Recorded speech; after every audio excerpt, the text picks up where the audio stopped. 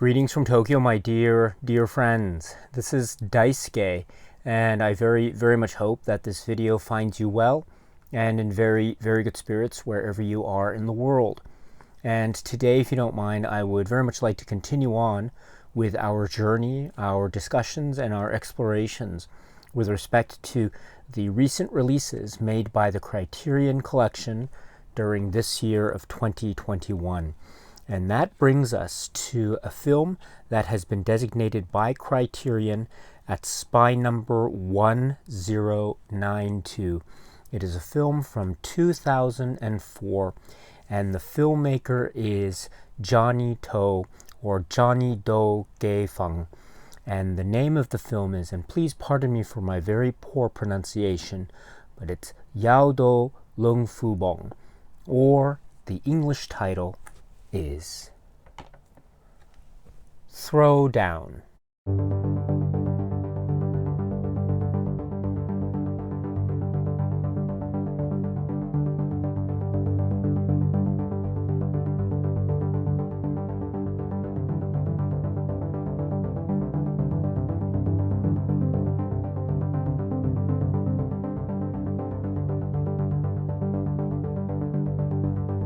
This is the really incredibly moving and emotional and in many ways a heartwarming and inspirational tale, cinematic tale from the highly prolific cinematic, artistic, and creative powerhouse that is Johnnie To, or Johnnie To. And this is starring among its really impeccable and brilliant cast people like Louis Koo and Aaron Kwok and Cherry Ying and others. This is the work which is referred to in English as throw down. The phrase in English that's used, throw down, I think is in many ways apropos, because it seems to be referring, at least in a direct, say, plot or story sense, to the idea which runs through the film, which is judo. We are in the setting of Hong Kong, but in this world that's portrayed, we have the importance to these particular characters of judo and the judo dojo and the training area, and also how much it means to these particular people, whether it be in the past or present or maybe in the future. Case in point, the main character, or one of the main characters that we meet, is the Louis Koo character, Zato, and we see him in the current situation that he's in. It seems to be maybe he's down and out, or maybe he is prone to alcohol or drink.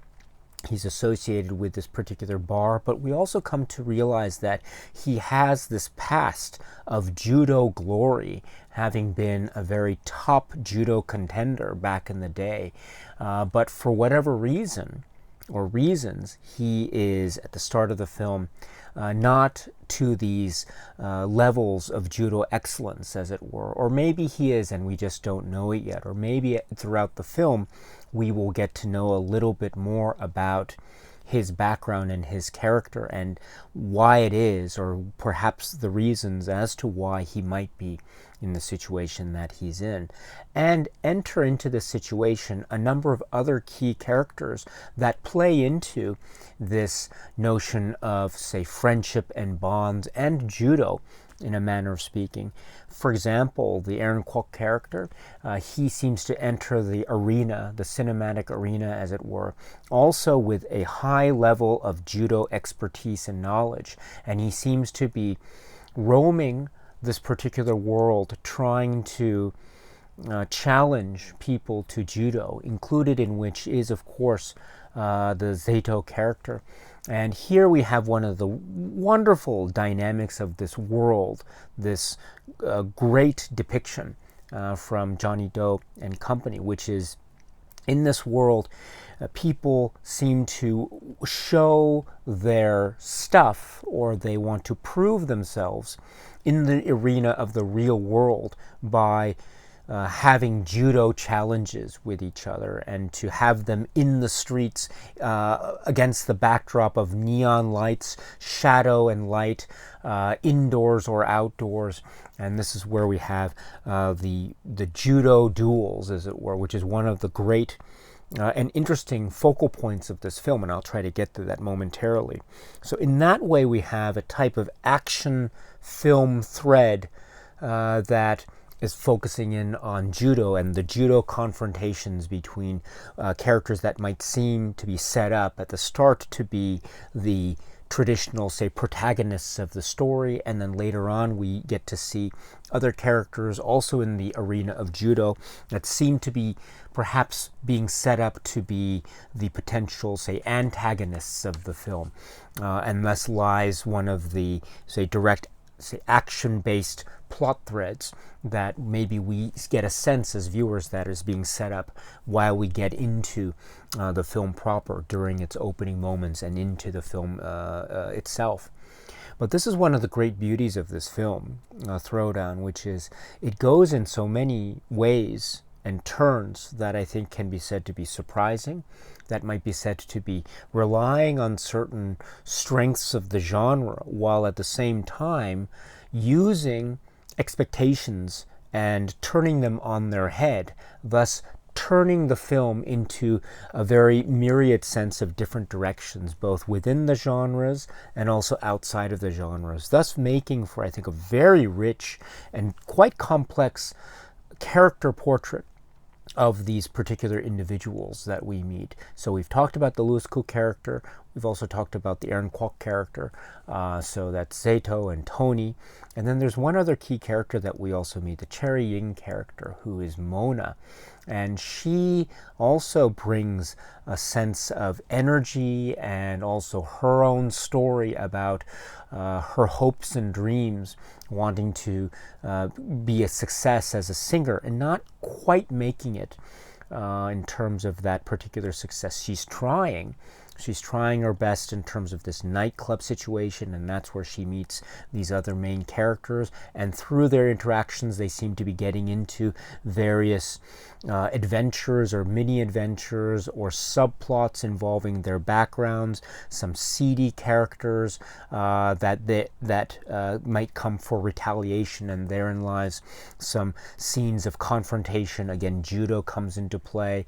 Also, there are some gambling elements there. There's also the element of money and debt paying, etc. So and maybe elements of, say, some hints at or elements that suggest perhaps the underworld or some kind of criminal element. So these all, I think, paint the picture or provide the opportunity for a film like Throwdown to become this, say, action epic film.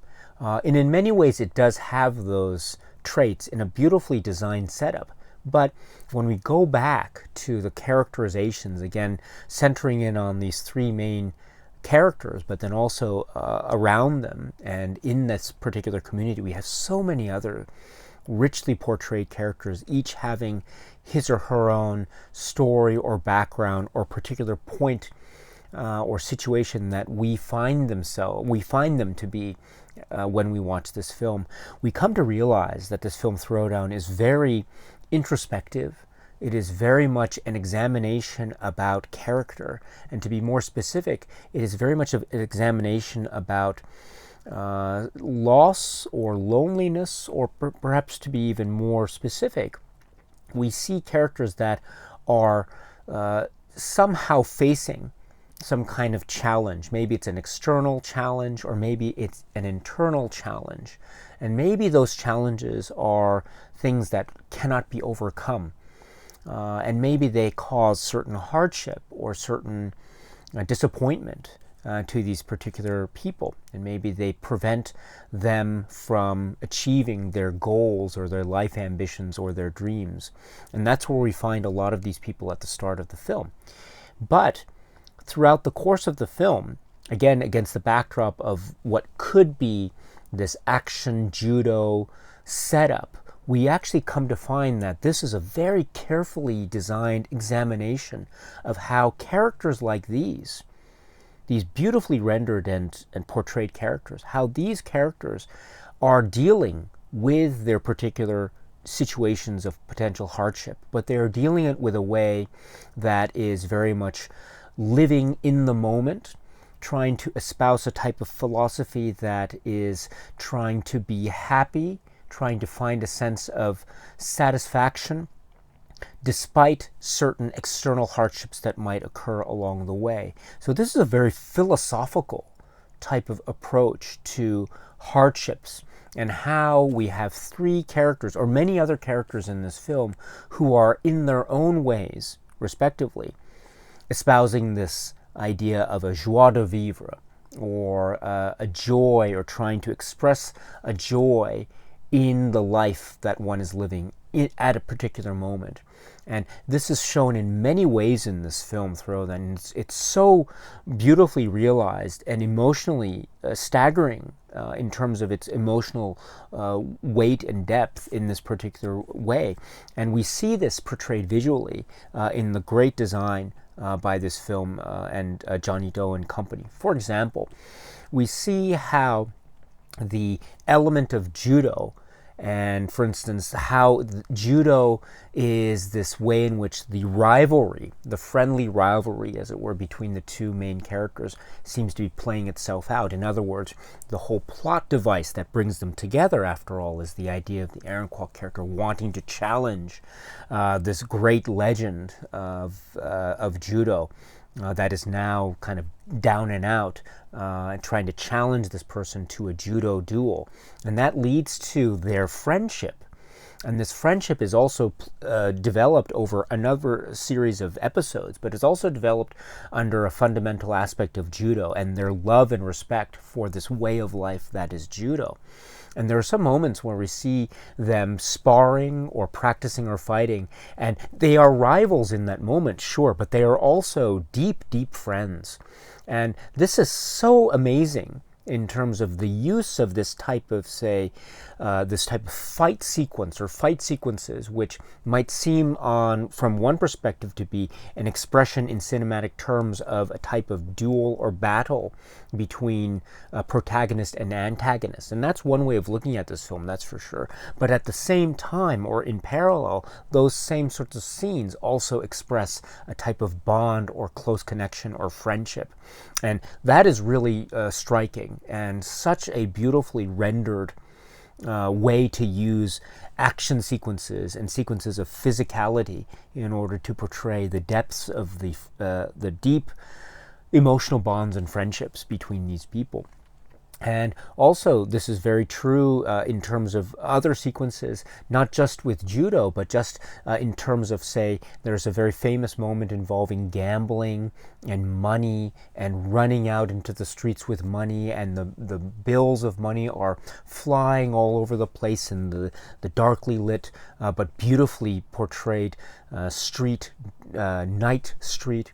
And then we have one of the main characters also running, and there's a smile on his face, a Lusku character, Sato, and we see him smile. And this is such a key moment too, and this is very much an encapsulation of what the philosophy of this film is, or what it's trying to present. Namely, characters seem to be down and out. They might have some difficulty.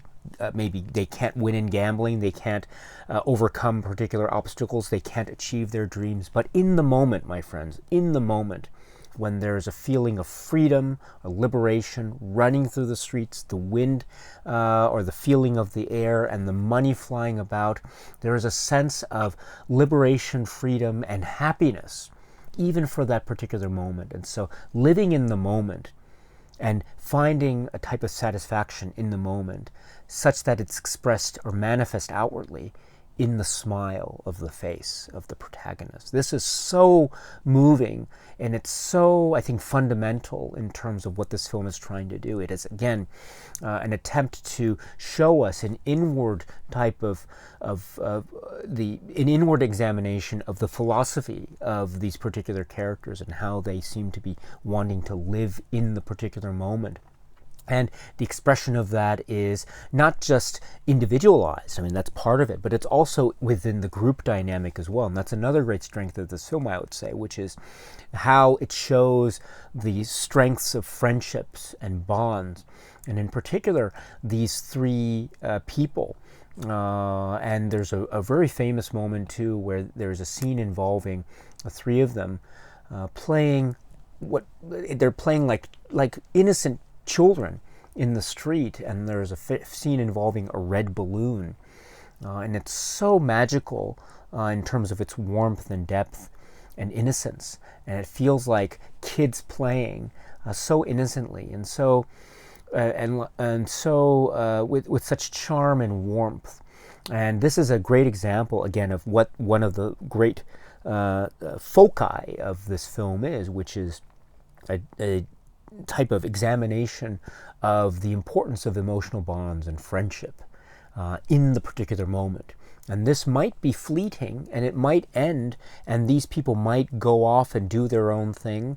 Friendships are formed, but they also end, sometimes naturally, sometimes unnaturally, who knows. But given the moment, given the particular situation, or there are particular situations that we've seen throughout the film, difficulties, hardships, etc., there are these moments that remain, and they are magical because of how innocent they are and how sweet they are. And this is so powerful. This is such a powerful message. And this is something, too, that we will see expressed, I think, in a number of the great supplements that we'll see in the Criterion Collection release that we'll talk about later in this video. But this is such a great message, too, and it really adds, I think, the great levels of depth and dynamism that are associated with this film. So there's so much going on. There are the levels of the fights, and there are the levels of the sort of the heroes and the villains, in a certain manner of speaking, which adds to layers of, I think, fun and entertainment. And then there are also the way in which this film is shot. It has the use of light that is very stylistic, very purposeful, and so filled with depth and a sense of cool. It is a very cool looking film, such a cool film as Johnnie To films are. But at the same time, or consequence of this, or in parallel to this, we have also a story or a set of stories with such rich emotional depth and a type of espousing of a philosophy, of a way of living or a way of life that is so attractive, and also very much a type of a way that I think we as viewers can also watch and appreciate, and a type of universality, as it were, because who has not felt this sense of hardship in one's life, right? And who has not felt the need or desire or want to essentially feel happy in a particular moment? And this is a very, I think, wonderful type of philosophical approach to the zest and zeal of life and living. And I think this film Throwdown is, at the heart, a very powerful type of philosophical look at, in essence, a sort of look at the meaning of life.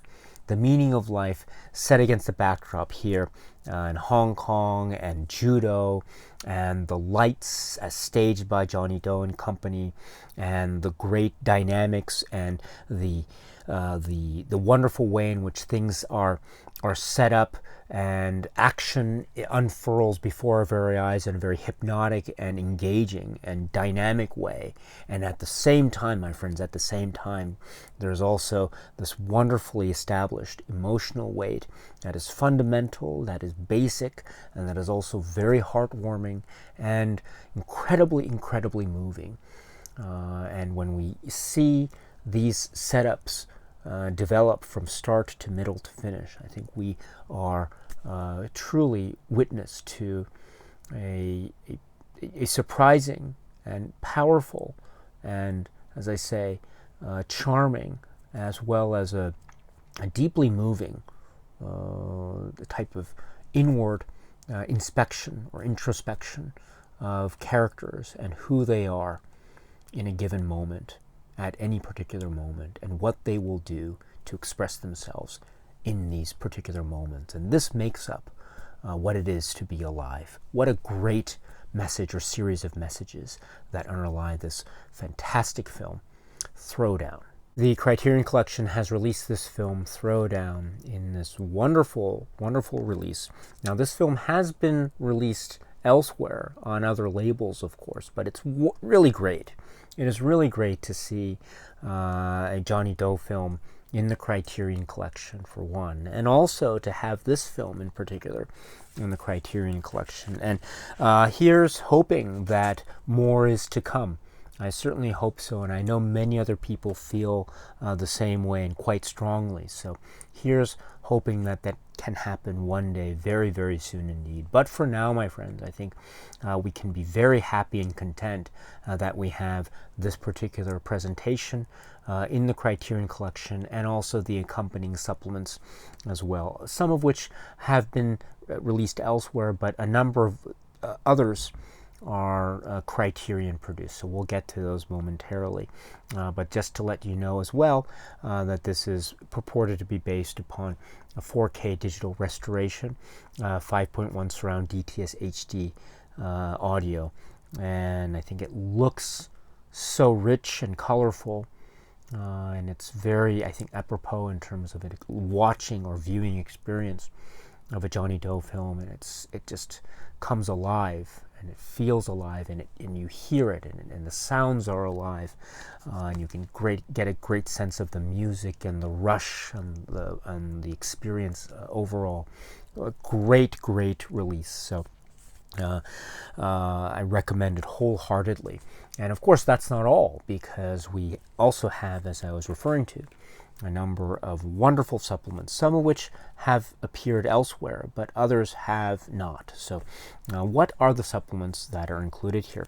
First, we have a one-on-one interview with Johnnie To himself from 2004, and this is approximately 40 minutes.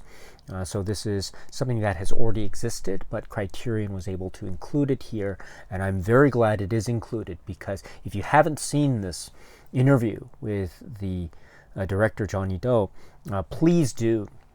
It is fantastic.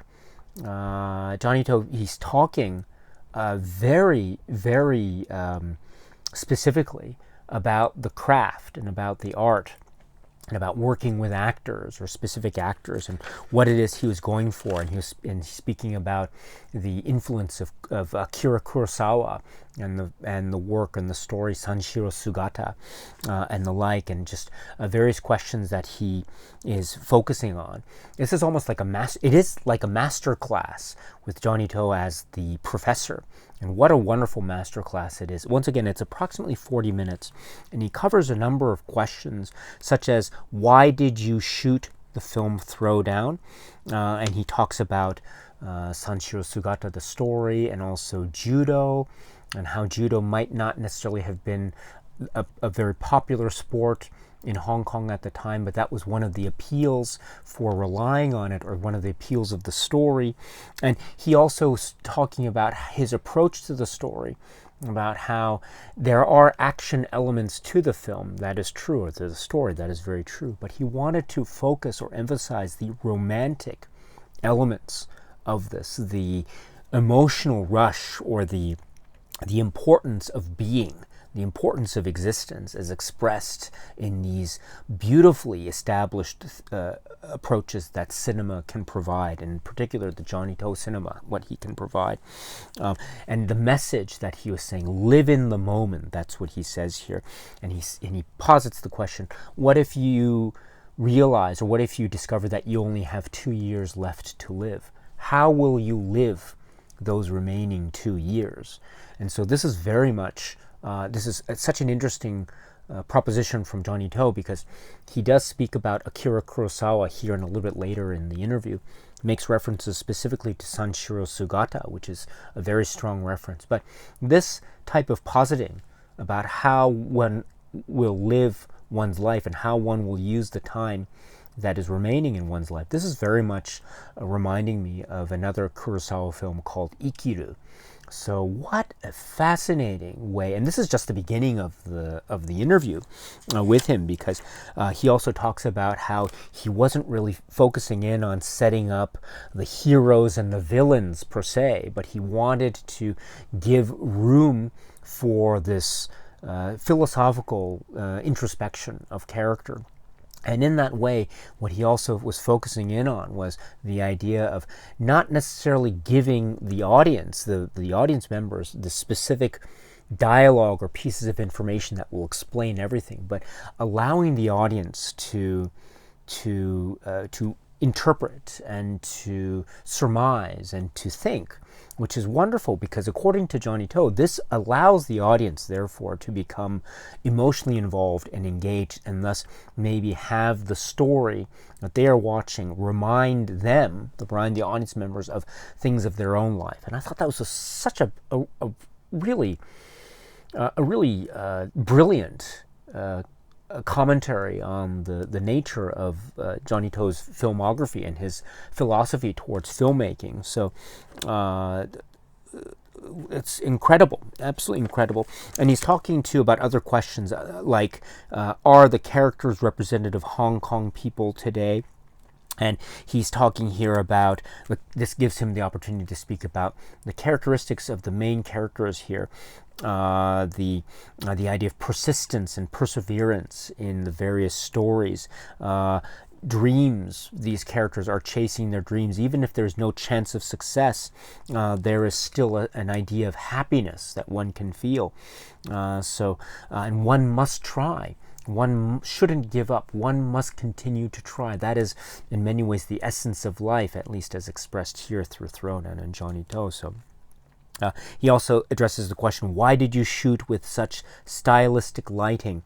And he makes reference to King Hu, the very famous filmmaker, about smoke and fog, and the idea about it's very painterly, the use of smoke, fog, and lights, etc. And it's the way in which filmmakers can emphasize the things that need to be seen. It seems that's such a fundamental and wonderful way to express it. He uses light to show us what he wants us to see, and darkness and shadow is used to show us maybe what we are not privy to see. But this is, I think, a visual manifestation or representation of the Johnnie To approach to cinema, or one of the approaches to cinema, which is he will show us some pieces of information, but also not show us other pieces of information. But that gap is perfectly acceptable, and it also, as I say, ties into what was mentioned earlier, which is it gives the audience the room to think and to breathe and to also inhabit and to interpret, which is such an important function of any working dialogue relationship between the viewer and the film. So what a just fantastic, absolutely. And also he talks about how he loves static shots. Maybe he refers to his earlier films or some of his other films in his filmography about how he might have preferred or loved using motion shots, but now he likes static shots and also long takes. And the next question is, why did he like to shoot long takes? And he talks here about how the long take enables his actors to inhabit the world in real time, and thus bring a sense, or need to bring a sense, of physicality to the role. And this also gives him the opportunity to discuss his take on the importance of bringing or enabling actors to have a sense of physicality, to participate physically in these particular roles. And having a long take process means that the character or the actor needs to be in the moment and experience things in the moment all the time throughout that take. So that adds a level of their performance, or that adds something to their performance. So, and this is great. And he's also speaking about specific actors, working with Lo Hoi Pang, or working with Calvin Choi or Louis Koo, etc., and other actors, and trying to deal with each actor's particular, say, background or training, and trying to maybe remove that, or to have this particular performer not rely on those aspects of their of their acting background, but rather rely on other things that are important and key to this particular film and Johnnie To's vision. And so he's talking in very specific terms about how he was working with each of these actors and what their backgrounds were and how he needed to adapt or adjust in order to create or achieve what it was he was searching for. So this is, I think, a very interesting and illuminating insight into the director method, or one of the director's methods. And then we go into a great discussion about specific scenes. It's referred to as 4 scenes, the first of which is called the 4 tables scene. This is a very famous scene in the film involving 4 tables and 4 sets of conversation going on all at once, and it seems to be this frenetic, high-paced, beautifully arranged set of essentially musical chairs in a manner of speaking, or cinematic musical chairs in a manner of speaking. But each conversation is going on all at once, but you can follow what's going on in an amazing way, and it's all related by the characters that are sitting in close proximity with each other, but they're all different at the same time. Mind-blowing stuff. And he's talking here about the organic nature of it, which is great. And then another scene that's being discussed or dissected is referred to as the casino and the street. And this is talking about a famous scene, again, involving casinos and gambling, and the characters where they are at a particular moment in these scenes, and then where they are when they're out in the street running with the money flying in the air. And it's about happiness. And then there's another scene, which is the red balloon scene, which is something I referred to earlier.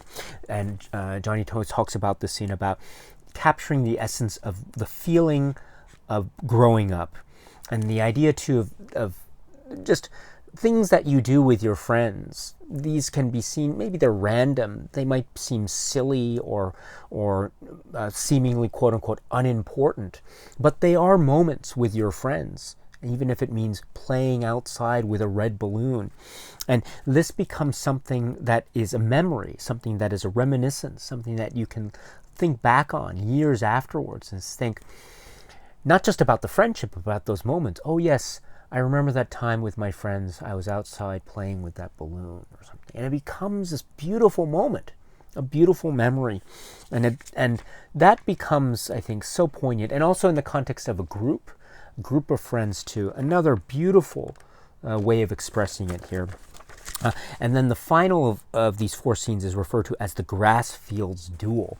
And this is one of those duels that brings us back to the judo element and the rivalries that exist between these various characters and how they have to prove themselves, and the various paths that come back for these confrontations, and the main character's maybe sense of guilt or fighting, and what this expresses with them, and the idea here of the grass fields. There's I think a link in terms of visual imagery with the Kurosawa film Sanshiro Sugata, but also Johnnie To says something really remarkable here, which is it also allows him for the opportunity to make a comparison between the grass field and the modern city, primitivism versus modernism, according to the words of Johnnie To.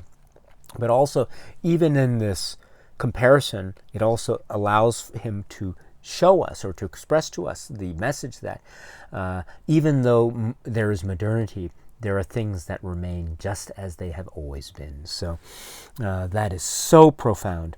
And also there's another question here, is why do you pay homage to Akira Kurosawa? And here Johnnie To talks about his introduction to the world of Kurosawa and how he first saw his films in the 60s and 70s, but he really began to discover them and realize how great they are in the 80s, when Johnnie To really started his filmmaking career. And how I love the way he describes Kurosawa films, which is that they are films with moral values that propel the story forward. And he's also talking about long takes and how the long take is so important. Case in point that he brings up Redbeard, Akahige, one of the great works of Kurosawa with Toshiro Mifune in the main role. And there's a long take involving the Mifune character who's a doctor. And it's a long take with him trying to give feed or provide medicine to a particular patient. And the long take was something that Johnnie To didn't understand when he first saw the film. He acknowledges, but later he realized the brilliance of such long take, because it shows through this technique the emotional understanding and the warmth of this particular doctor. And he doesn't care about class. He doesn't care about rich or poor. He thinks beyond these lines of poverty, and he really believes in the essence and the importance of helping in terms of the humane ideal. And it's expressed in this long take. And I thought, when I heard this from Johnnie To, this was another mind-blowing moment, because among many mind-blowing moments, because of what it meant, and what he was saying in essence was, this type of expression of the humane is finding an outward manifestation in cinematic terms in the long take. The long take equals the expression of the humane. And wow. And when we remember that films like Throwdown, or Johnnie To's own technique in Throwdown, also involves the reliance on the long take, wow, amazing. So, and then there's another question here about, are you aware of the influence of Sanshiro Sugata? And then Johnnie To talks about the shoe, or the use of the shoe in this film, and how the shoe or footwear is also very important in the Kurosawa film. And then also talking about the film's values, box office, and film festival. And then ultimately, for Johnnie To, it's about the film, it's about the message, and how this has, in that way, its own sense of value. So brilliant. It's a 40-minute masterclass from one of the great masters. So if you haven't seen it, please check it out. It's totally worth it, I guarantee. But that's not all, because then we get a number of other supplements. First up is Filling in Blanks. This is from 2021, and this is with the writer and also collaborator, Yao Nai Hoi, and he's talking about, or this is approximately 11 minutes, and he's talking about the maybe genesis or inspiration for this particular work. Wai Cafe is mentioned, and also the idea about how the circumstances of Hong Kong at the time, with SARS and other hardships of the community and country, meant that there was this yearning or desire to want to make a type of inspirational film or feel-good type of movie. And so, and then to have the idea maybe manifest perhaps in a light comedy or a light romantic comedy. But when Johnnie To entered the picture, it was, according to the discussion, the story was dismantled and then rebuilt. I love that phrase. And Yao Nai Hoi talks about how Johnnie To really infused a sense of romance and romanticism into this. And so, and also he talks about the working dynamic of Johnnie To on set, how there is a script and there are always scenes that are written, but also there is room for a type of improvisational inspiration in a given moment or in a given environment. He's also talking about judo and the use of judo, how it's not really a depiction of a real world or realistic depiction, but it's almost like a fantasy world where judo has this own power and vocabulary, despite the fact that, again, at the time, judo probably wasn't as the most popular sport or activity in Hong Kong, but still it's the main focus here and becomes the main focal point of all these characters in this work. So it creates the sense of fantasy and fiction, as well as a sense of the romanticism, as well as a sense of the universal appeal of the philosophical outlook on these characters, or of these characters. And also he talks about blank spaces in the script. And this is such a key moment. Remember, we were speaking earlier about the use of light by Johnnie To, and how he uses light to show us some pieces of information but not show us other pieces of information. Here we have blank spaces in the script, which is an indicator to show us how in many scenes in Throwdown there are scenes where dialogue is not present. Maybe characters are in the same room or in the same space, and they are doing something, or they're talking about something else, but it's not a direct necessarily. It's not a direct dialogue link to the plot or to move the plot forward. But be that as it may, we as audience members still understand what's going on. So it becomes part of the plot, and yet at the same time, it is this type of what's referred to as blank space. But it maybe the word blank is maybe another word can be used, but the idea of giving room for the audience and for the people who are watching this film, giving them the space to interpret and to inhabit the film alongside the characters. And I think that is what a great observation here. And talking about the flavor of the scene, also referring to the famous four tables scene and the development of it, and the idea of reliance on the audience, because the audience will understand, and there's a faith in the audience that they will appreciate it, even if not all the plot elements are directly presented to them. So all in all, this is a wonderful discussion. Please check it out if you can. And then that's not all, because we also have another 2021 Criterion supplement, also approximately 11 minutes. This is called Finding the Pulse.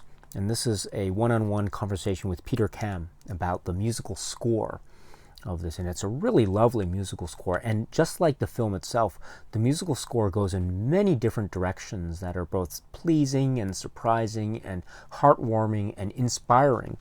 And so Peter Kam talks about the working process and working with Johnnie To, and talking about how there's already inherent in the filmmaking a type of pace, or even in the character or actor blocking, there's already a sense of a visual rhythm, and therefore it's trying to find the best and appropriate musical accompaniment for each of these rhythm-based scenes, as it were.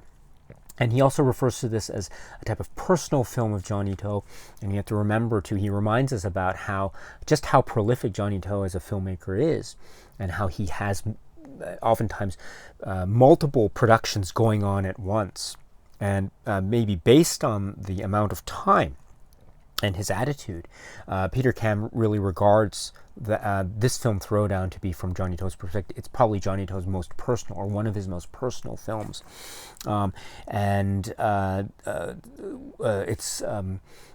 he really wanted to, or Johnnie To was also trying to give Peter Kam enough room to maybe make his own interpretations, and that he developed the score accordingly, also not wanting to necessarily go by what is expected, the convention, but rather do some subtle different things.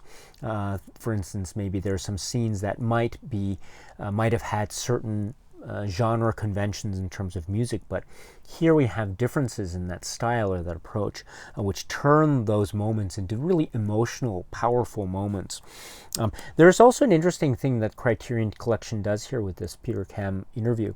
There are moments when suddenly the one-on-one interview turns into this illustration or cartoon, animated cartoon with Peter Kam animated, and it's talking about his process, and we see these animated pictures of Peter Kam and his voice overlapping, and then it goes back to the actual Peter Kam and the one-on-one conversation, and it goes back to these animation drawings. So this is an interesting approach to the Criterion interview. I'm not sure if this is a trend that will continue, but it was certainly a very interesting visual technique here.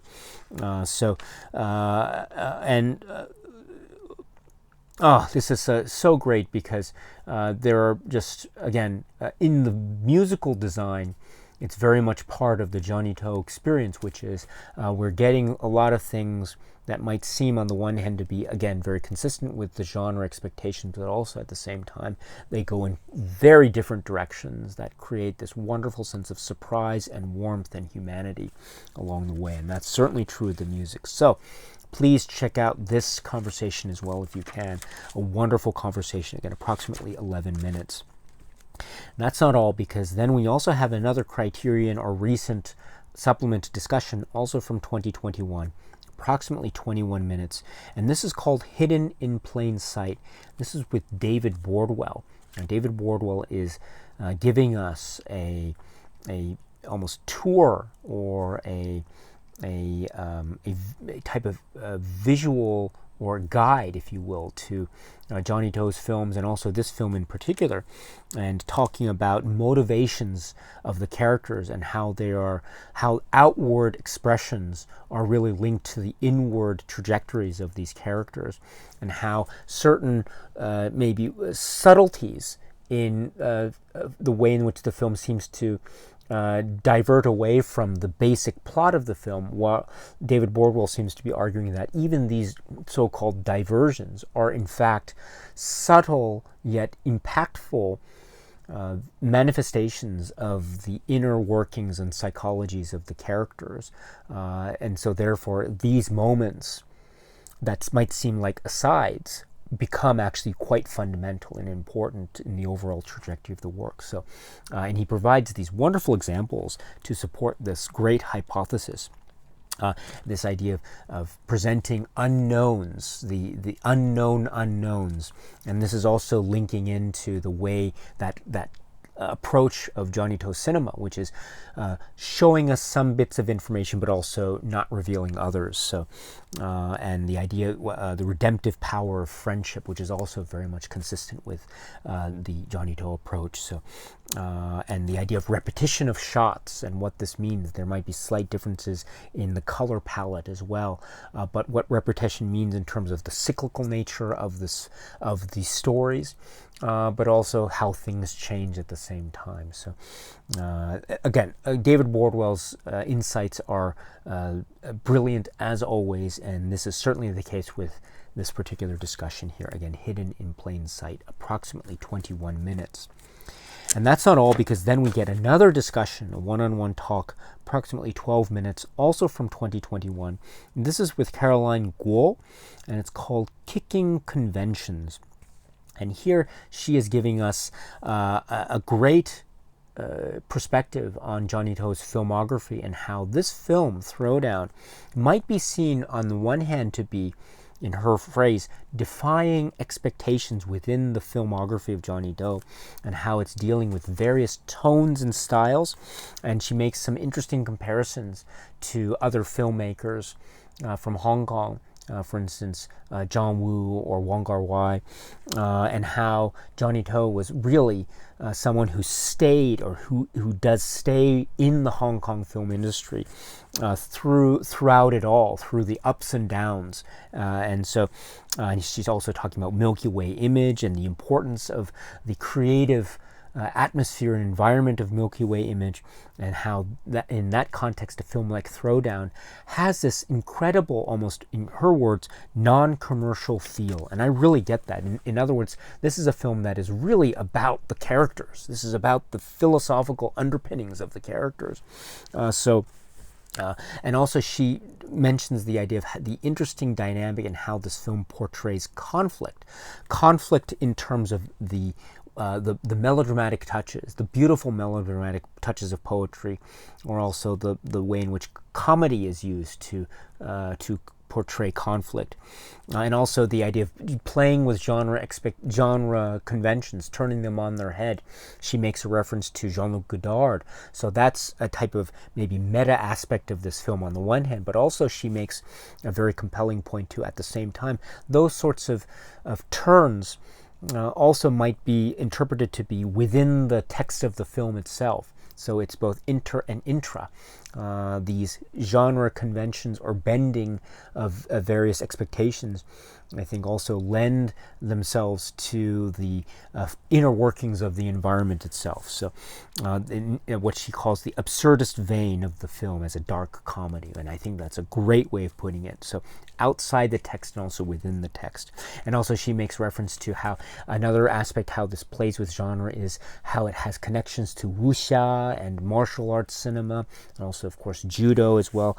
And also she mentions the color palette and the emphasis on the color red, and how red seems to be very prominent in key aspects of this film, the handkerchief or the balloon, or and how it might have a sense of the film has a sense of a vein of fatalism on the one hand, but also the importance of the moment and the celebration of the moment on the other, which in its own way might be said to be the perfect antidote to the sense of fatalism. So what is a better way to counteract the sense of fatalism but instead to live in the moment and to be happy in the moment? And this is so consistent with what was mentioned by David Bordwell, also Johnnie To in the past, etc. So a great conversation here. Please check this one out if you can as well. That's not all, because we also have a making of Throwdown, which is from 2004. And it's approximately 10 minutes, and we see some behind-the-scenes footage. We also see some interviews or excerpts of interviews, talks from Johnnie To, Louis Koo, Aaron Kwok, also Tony Leung Ka-fai, Cherry Ying, and others. And we see the way in which these performers and actors look at the spiritual and psychological and philosophical aspect of these of their characters, and also the dynamic and trajectory of the story, the authenticity, the links between the authenticity and the spiritual, and we also get some background and some behind the scenes. A great treasure that we have here, again, within those 10 minutes. Please check that out if you can as well. Making of Throwdown. And then we conclude the supplement section here with another great trailer for the film. So please check that out as well. So this is the supplement section of Throwdown, but we also have the insert. Now, it's a fold-out, but it's one of these fold-outs where it's this poster type of fold-out. Now, on the one hand, on the back we have the essay and information about the release itself. Now, on the one hand, I'm not a big fan of the poster format per se. That being said, it does provide a great highlight into the wonderful artwork that is associated with this fold-out poster art insert, as well as the cover art design. This gives me the opportunity to say that production credits say illustrator or art directors Eric Skillman, Sarah Habibi, illustrator Jeremy Inicio. So this is a great cover art design, and despite my misgivings about the actual poster format itself, the art is divine. It is fantastic. So, and this is a great, a very famous moment in the film itself. So, well done for having this particular artwork here. I think it's one of the best of the year so far. And speaking of great aspects of this as well, we have the essay on the back, which is by Sean Gilman, Down But Not Out.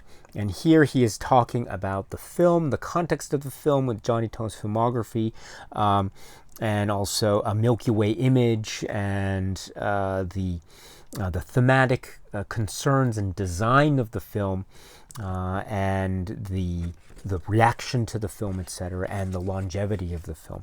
Another brilliant essay. After you've seen the film, please check out the essay, because it's a really great read, as per usual with Criterion and the essays. So this is the overall impressions that I have regarding this great release of this great film Throwdown. So if you have not seen this film yet, or if you have but you don't own it on a Blu-ray, I think this is a great opportunity that Criterion is providing. Please check it out if you can. And if you have any thoughts and comments, of course, please let me know in the comment section below. As always, I'd love to hear what it is you have to say. Okay, my friends, so that's it for now. And so until we meet again, please be happy and healthy and well, and please keep on watching a lot of great movies. Thank you so much, as always, for your time. I very much appreciate it. Stay strong, stay safe, and cheers.